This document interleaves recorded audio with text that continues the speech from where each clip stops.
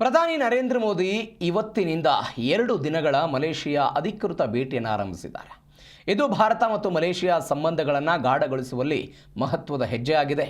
Malaysia ಪ್ರಧಾನಿ ಅನ್ವರ್ ಇಬ್ರಾಹಿಂ ಅವರ ಆಹ್ವಾನದ ಮೇರೆಗೆ ಪ್ರಧಾನಿ ನರೇಂದ್ರ ಮೋದಿ ಅವರು ಮಲೇಷಿಯಾದ ರಾಜಧಾನಿ ಕೌಲಾಲಂಪುರಂಗೆ ತೆರಳಿದ್ದಾರೆ. ಈ ಭೇಟಿ 2 ದೇಶಗಳ ನಡುವಿನ ಸಮಗ್ರ ಕಾರ್ಯತಂತ್ರದ ಪಾಲುದಾರಿಕೆಗೆ ಹೊಸ ವೇಗವನ್ನು ನೀಡುವ ಗುರಿ ಹೊಂದಿದೆ.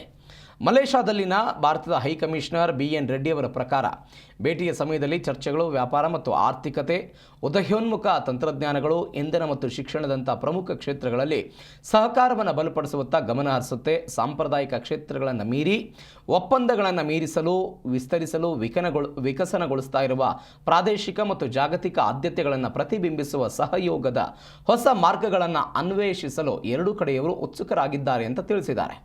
ಮಲೇಷ್ಯಾದಲ್ಲಿರುವ ಭಾರತೀಯ ವಲಸಿಗರಲ್ಲಿ ಪ್ರಧಾನಿ ನರೇಂದ್ರ ಮೋದಿ ಅವರ ಆಗಮನ ಆಗ್ತಾ ಇದ್ದಂತೆ ಉತ್ಸುಕತೆ ಹೆಚ್ಚಾಗಿದೆ. ಸ್ವಾಗತದ ಸಿದ್ಧತೆಗಳು ಕೂಡ ಭರದಿಂದ ಸಾಗ್ತಿವೆ. ಪ್ರಧಾನಿ ಮೋದಿ ಅವರ ಭೇಟಿ ವ್ಯಾಪಾರ, ಹಣಕಾಸು, ಭದ್ರತೆ ಮತ್ತು ಸಾಂಸ್ಕೃತಿಕ ವಿನಿಮಯಗಳಲ್ಲಿ ಸಹಕಾರವನ್ನು ಮತ್ತಷ್ಟು ಹೆಚ್ಚಿಸುವ ನಿರೀಕ್ಷೆ ಇದೆ. ಈ ಭೇಟಿಯ ಪ್ರಮುಖ ಅಂಶ ಅಂದರೆ ಪ್ರಧಾನಿ ನರೇಂದ್ರ ಮೋದಿ ಭಾರತೀಯ ಸಮುದಾಯವನ್ನು ಭೇಟಿಯಾಗೋದು.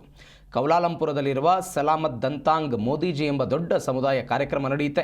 ಇದು ಭಾರತ ಮತ್ತು ಮಲೇಷಿಯಾ ನಡುವಿನ ಬಲವಾದ ಸಾಂಸ್ಕೃತಿಕ ಮತ್ತು ಸಾಮಾಜಿಕ ಬಾಂಧವ್ಯವನ್ನು ಪ್ರತಿಬಿಂಬಿಸುತ್ತೆ.